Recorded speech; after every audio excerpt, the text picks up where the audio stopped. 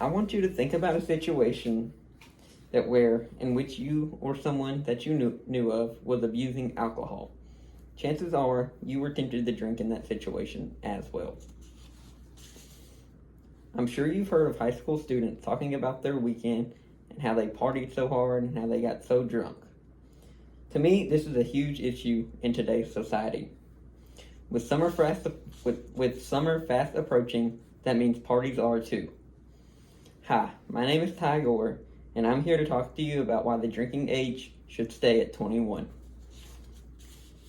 To begin, I'd like to talk about how our body reacts to consuming alcohol. According to Medical News Today, your body reacts the same as it does to alcohol as it does to poison. When alcohol enters your body's natural instinct is to break it down and to try to flush it out of your system. When you drink alcohol, about 20% of it is absorbed directly into your bloodstream, while the other 80% of it is absorbed by the small intestines. Normally, this is no big issue, but this can be a very big deal when a large amount of alcohol is consumed in a short period of time. Sadly, this happens very frequently among teens. When this happens, the liver is unable to process all the alcohol at one time, and it becomes overloaded. When this happens, side effects begin to take place. This is where you begin to receive your side effects of being drunk. These can include impaired vision, impaired memory, slurred speech, confusion, nausea, and vomiting. So now that you know what alcohol does to your body, would you really want a teen consuming it? Yeah, me either. Having the drinking age at 21 is in the best interest of public safety. This age has been very controversial since the law has been put in place in 1984. According to responsibility.org, since 1984, drunk driving fatalities on our nation's roadways have decreased by 45%, while total traffic fatalities have declined by 12%. Among the people under 21, driving fatalities have decreased by 83% since this law has been put in place.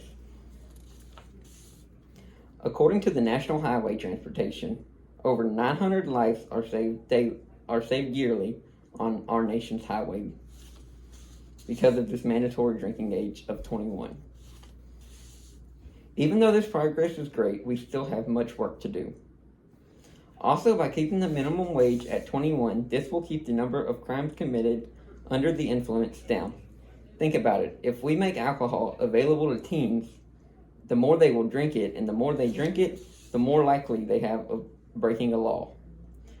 The next thing I'd like to talk about, that if we lower the age and make alcohol available to teens, the health effects would be detrimental. According to the National Institute of Alcohol Abuse and Alcoholism, young people's brains keep developing well into their young 20s. They have done intensive research and have determined alcohol can alter this development process. It can affect both brain structure and function. The main structure that would be affected would be your frontal lobes. The frontal lobes of your brain are responsible for cognitive functions, memory, and judgment. It has been proven through many studies that drinking in high school lowers your academic performances. Also, according to the National Library of Medicine, underage drinkers are more likely to commit suicide and perform violent actions. Suicide is the second leading cause of death from people ages 12 to 20 years of age. And according to AmericanAddictionCenters.org, 69% of suicides involve alcohol intoxication. Underage drinking also leads to violence in teens. It is shown that teens who binge drink have an increased likelihood to commit a violent crime such as sexual assault or rape. Research by the CDC shows that the longer we can delay alcohol use, the better chance a person will have